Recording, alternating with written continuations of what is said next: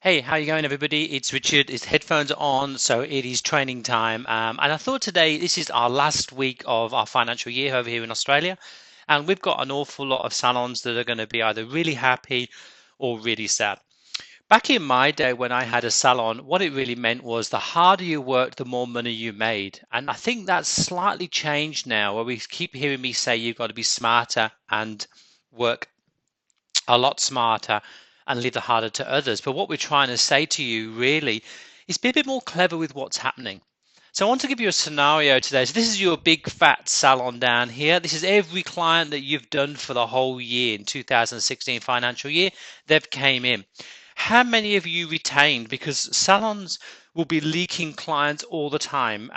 For me, it's a matter of getting the clients into the salon and keeping as many as you can. Turning that tap on, your clients will overflow and you'll be fully booked. So what tends to happen is when I speak to a lot of salon owners at the moment, they're doing anything between 30 and 100 new clients a month, which is huge, which means there's clients out there. But what's happening is their staff still have big holes in their appointment book. And if you go on holiday, you're taking dip, which means you're doing all the work again. So out there at the moment, you've got, like I said before, a war zone going on. You've got the top 2% that seem to be okay, and they're probably just turning off and switching off already now. They're not interested. Well, I'm talking to the rest of you guys to hear why I do what I do. Now, I moved into coaching for one simple reason. I went to buy a third salon, and I realized that all the salons out there weren't making any money. There were so many people that were just dire. So we decided to sort of help these out as best I could, and that's how I fell into coaching. I've been honing my skills now for the last 2 years, and I'm right in the middle now of trying to create campaigns and courses for you guys to try and help as many of you out there as possibly can, and I'll do that as best I can, and you'll be hearing from me. In fact, I'll be asking for at least 20 of you as soon as possible to go through as practices for the first course that I'm going to bring it out. iSalon Coaching was the first online coaching salon business school that was created. There's lots of others around there at the moment, all popping up as we speak, and that's good for us because if they're all doing really well, they're all going to help you guys, which is the main aim. But I want to tell you something. What I want to explain here is that we have three ladies, Daisy, Mary, and Cara. Now, Daisy comes to the salon because she likes to treat herself. Cost is irrelevant there. Mary's a professional. Mary always wants to look good when she comes to the salon, and Cara is a young mum. Now, when you put your advertising out there, because for some reason, believe it or not, you are marketing as we speak. Your salon brand is out there, your website's out there.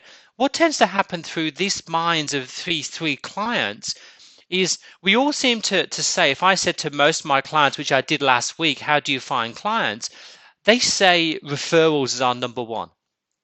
I know for a fact if you told me to go to a garage or go somewhere, I'm going to Google it and I'm going to check you out. I'm not going to take my friend's word for it anymore. I will Google and check you out, your prices, and check out your work and see if you're for me. So we have these three people that are all coming to the salon. You would imagine that these three people are not necessarily suited to this salon. This salon is suited to one of them or maybe two of them. But how do you know that? How do you get your word across? How do you attract the right person? Because the words you're using for Daisy in your website and your advertising won't be the same for Mary, and it probably won't be the same for Cara either. So what you need to do is you need to hone your skills in. It's no good being a salon owner anymore. You really got to be a good marketer. You've got to be a good trainer. You've got to be a good hairdresser. You've got to be a good therapist. You've got to be a good beautician. You've actually got to be a good leader. You see, at the moment, when I speak to a lot of salon owners, there's a shortage of therapists and there's a shortage of hairdressers out there. And I'll tell you for why. What's happened at the moment is that a lot of salon owners, I feel, are paying good wages now. They really are. I mean, I saw one the other day. They're paying double award. I mean, that's massive. And they still struggle to find people. So there's a lot of people out there where there's more people asking for stylists and therapists than there are actually stylists and therapists.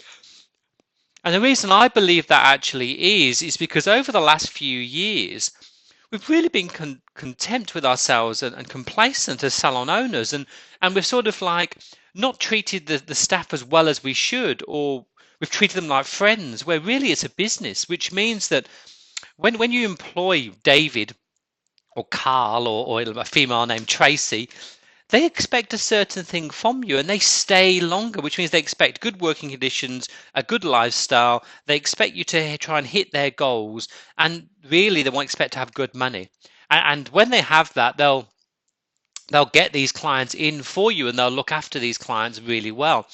And if you get the client journey right, it means that the staff will stay longer because the clients are happy. It means the staff are happy. So now, as a salon owner, you're not just in charge of a few people paying rent and paying bills. You've got to learn something. You've got to do something. You've got to be somebody. So this stage here, we're just talking about marketing. Get the right client in. See, Cara, for example, I know she's a young mum, but she only has a certain amount of money that she wants to spend in the salon, and she doesn't come that often. Daisy, on the other hand, who comes for a treat, her limit of what she comes in, she chooses salons on price, where Mary has extendable cash, and she chooses a salon really where she wants to settle down for a few years and feel comfy. So we need to speak to these people. How can we speak to these people? How can we? I mean, it sounds pretty good, but if I just wanted Mary and lots of Marys, and I could figure out a plan of how I can turn this tap on and just get Marys in here, I can guarantee that I'm going to fill some of these holes up, which means I'll get busy quicker. My staff will get busy quicker. If I can't find new staff members, I can put my price up because I'll be a premium salon by then. But if I'm attracting all of them, I'm decided I want everybody to come in my salon, so I'm going to do as many marketing campaigns as I possibly can. You will just be leaking everywhere, which means that your staff will be just doing one person alone and they'll never come back. You're living in this old school world of build the salon, open the doors, and the clients will come. But you'll probably find, if you work out generally, how many clients do you actually hold on? Because there's no point chucking anyone else in the salon unless you can really lock them in and hold them in. Here's a scenario for you. Go back to last year, a whole year, this time last year, and find out how many clients you did in the whole year. Okay? Individual clients, how many clients did you do? Okay? Let's just say it was 1,000 clients. Okay? So 1,000 people, individual, came in. And then see how many visits you did. So how many client visits. Your computer will have that. So let's say that's going to be around 4,000. And if you divide them together, you will get the percentage of how many visits they get. And indirectly, something like this, 1,000 clients with 4,000 means they only came 4 times a year. That's all the amount of time. You know, because you know this, that Mary or Carla or whoever you have in your salon, they come every 6 weeks. So that's a wrong figure. But that's an average, which means that if that is low, and I've seen that as low as 1, like, 1,000 visits or 1,000 clients, which means clients are only coming once a year, which means if some are coming every 6 weeks, they're just not coming back. You're losing clients. This is the clever way. Blocking all these holes up. And to make it easy, because I think if you chase your tail trying to fill all these holes up completely as best you possibly can, it's a lot easier to start here. Why have you opened your salon, and who have you meant to be serving, and who do you want to talk to, and how can you talk to these people? Like, where do they hang out? Like, as if you wanted Mary in your salon, where is Mary? Like, we know she's a professional. She knows she works. Is she a commuter? Does she go to certain coffee shops? How can you show up? How can you tell Mary you built this salon for her? Or maybe you like Daisy and you're aimed at a quick, really cheap salon like Just Cut. So like they don't want professionals in there that take all their time up. They want fast turnovers. So it depends what your salon is. It makes a huge difference. So look at your salon and who do you want to attract? And the easiest way is, if I was going to spend $100 on advertising, instead of trying to spend $100 attracting everybody, wouldn't it be easier if I could just pick out all the Marys, if that's who I wanted, or all the Caras? I'm just going to aim at young mums, and I'm going to spend my $100 just on this. So, for example, as we all know, when we do an advertising campaign, we only get a small percentage because only a small amount of people are really meant to come to our salon and service. But you need to figure this out now. If you don't know how to attract the ideal client, and if you don't know who your ideal client, imagine this, right? Imagine the reason that we try and find this out because it saves us some money and it saves us all the training that we've done. So when this client comes in and she goes around the client journey and she's really having fun in your salon, if it's not really meant for her, she's not coming back no matter how good your client journey is. Why bother with all this? Start at the top. So this is a really, really good reason why you should do that. So what are you going to do next? You need to figure out, how do I attract my ideal client? Who is my ideal client?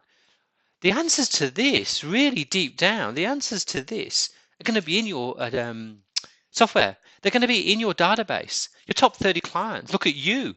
What attracts you? What attracts you to your beauty salon or hair salon or the car shop or whatever attracts you to something? You might be one of your ideal clients. You don't know.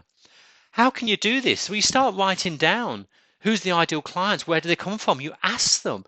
Ask your clients in your salon. Do it for a whole week. Ask the top 30, top 50 clients for the next 6 weeks. Figure out why they came and what words they thought about you as they came in, because these are the words that you need to key down. If you've got a big long list of 20 words that you know are active and they're really going to make people think that it's your salon like in a bottle, if you imagine that, imagine the power of knowing what turns your clients on, and you have the power to turn it on and turn it off. Wow, I would love that power back then. I really would. So imagine like how you can do it's easy. Imagine if you had that power, it would be immense. It's one of the things that we teach at isalon coaching, how to get that your head around that. But indirectly, you could Google this if you wanted to and find a very, very loosely figure how to do that. We hone in differently because we're just a bunch of salon owners that we sit together in a room and we chomp it out. And we have a secret Facebook group which you guys have never ever seen, that is designed for our salons that come on board with us, and we can help each other out and we share ideas what works for us. But you don't need that really. I mean that's just something that we do. I love collaborating with other salon owners because I just think they're just creative and awesome people. But if you could get just all their Marys and that's who you are, you're going to save an awful lot of effort and time. You really are. And then we're going to head towards we get through here as well. That to me is the easiest way to fill your salon nowadays. The old days of just being busy, busy, busy, we'll take everyone and work head down, work 13 hours, no lunch breaks. Them days are gone. Staff won't put up with it anymore. You just burn out and then you're knackered. It's not the way it needs to be. So what you do need to do is work smartly, work on that average bill. Well, to get the average bill up, you get the ideal person. I mean, you do realise this time of year you get your accounts, you give it to the accountant, and he sorts it all out for you, and you pay tax. End of story. But what you should know is now, before you give that to your accountant, you should know what your wage bill percentage is. You should know what your stock percentage is. You should know if you are on track to get the profit that you forecast at the beginning of the year. We have 1 week left of this, and you cannot do nothing to change this. You have a good week or a bad week, your tax will be the same, your wage percentage will be the same. Nothing is going to change in this week. What you do have the power for, though, is how you're going to see what's going on next year.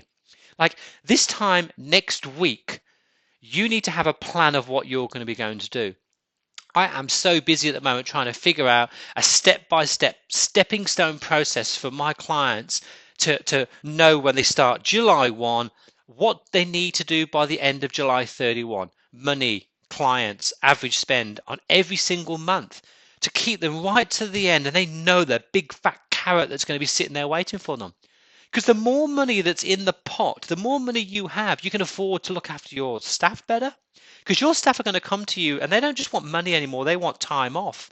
So how can you get your staff earning the same amount of money but only working on a Saturday or no late nights? I mean, these are hard to do because like you just want to open all hours you possibly can and get all the clients in. But if you knew Mary doesn't like coming in the evening and you just aimed at Mary's, your staff could just work 4 days a week and no late nights. Where when you've got this lady, young mum, if you're aiming at that clientele through there, you know late nights and Saturdays seems to be what you need to do. So give some time off in the day. Start later even. It's knowing your clients and knowing what they want. That's the real key. I started this salon coaching on a journey of mine and I'd love you all to come and join me. But this is not a sales pitch today. I would love you to come and join me. I want to save or change lives around the globe. And I'm going to do this one salon at a time. Just one salon at a time who joins me. We're going to try and get them to more money, more time off, a better lifestyle. I mean, we put our sweat, we put our families, we put a lot of pressure on ourselves, and we open these salons. And you know what? We don't get the reward we really, really want. So my aim this year is to push me, to push you guys a bit more. So you guys are already on my course. We're going to work hard. We really are. As you know, we've spoken last week. I'm rewriting all my courses. I'm really trying to become a better teacher. I'm spending a lot of time on courses myself at the moment to learn teaching. I want to make sure that I can learn to everybody and every facet out there that you've got. That's what's my commitment to me and my commitment to you. You need to commit to your staff and you need to commit to your clients. So really in a week's time, you should know how much you want to take for a whole year. You really should do. You should dive in now and figure it out. Work smarter, guys. Hey, it's down to you. You can get on your ship, you can cut the rope, and you can just go bobbling through the sea. And hopefully, this time next year, you're somewhere near where you want to be. Or you can just learn how to captain this ship, or get a captain for you, or someone to help you guide this ship straight to where you need to get to. You might have to deviate around a few things, but you know where you're going to, and you can stick and focus and clarity. It's a fact. A good friend of mine told me that if you ink it and think it, it's going to happen. They call it manifesting, they call it writing it down. Really, really, it's just clarity and focus. It's like if I could hold your hand and guide you to that amount of money at the end of the year, would you do it? I know I would. I would have loved to do it. But some people can do it on their own. That's easy. That's okay. You don't need me and you don't need other coaches. But some of you get a bit murky. It gets a bit clarity. You're putting fires out all the time and you don't get a chance to do that. This is it. This is it. 1 week. 1 week. That's all you've got. And then we start. Because this time next week, well, on Monday, we're already into the first week of the first year for us, guys. And that is it. That counts towards next year. That counts towards your target. And if you start flat, it is so hard to catch up. I know it is. You get a bad month or two. It is so hard. So let's work on your ideal client. Where are they? Where do they hang out? How can we find them? Let's start pushing this snowball up the hill. So once we hit about November, we can push it over the hill and it just stays busy all the way to the end of the year. And you're just rolling it because when it gets to January, you'll go, you know what? We've made so much money. It's good. My staff are happy. My clients are happy. It's just Easyville, you know? Anyway, that's my thought for the day. Bit pumped this morning. Sorry about that, guys. Wish you well. I really do. Have a great week at work. It's for me. It's the toughest week of the year. Um, if you don't hit your target, you're going to be like for now. If you look at your books or you know roughly how you take, this week's going to be flat. No matter even if it's busy, you'll just feel flat because you feel like you've wasted a whole year. Some of you guys who hit target and had a storming year, how do you keep that up for next year? That buzz, that feel is like a drug. How do you keep that buzz going? Because it's very hard to. It depends where you are on your journey. But you know what? Drop me an email. Let me know. I'm more than happy to help you guys. Let's rock it on, guys.